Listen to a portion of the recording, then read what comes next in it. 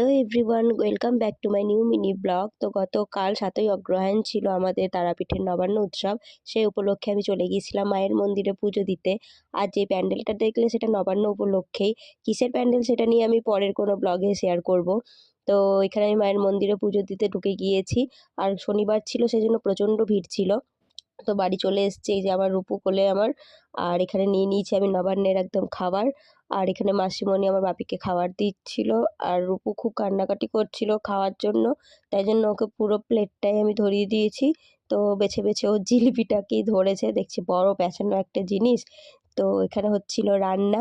আমার বাপি রান্না করছিল, কারণ মা একটু এলে গিয়েছিল রান্না করতে করতে, তাই জন্য বাপিকে হ্যান্ড ওভার করে দিয়েছিল। এখানে অলমোস্ট রান্না হয়ে গিয়েছে, যেগুলো নিরামিষ রান্না সেগুলো বাউস্তকে দেওয়া হচ্ছিল। আর এখানে মাছের ঝোল, টক এগুলো সব মা করছিল। আর এখানে মাসিমণি পায়েসটাকে একটু নেড়ে দিচ্ছিল, এই যে দাদু। তো দেখা হচ্ছে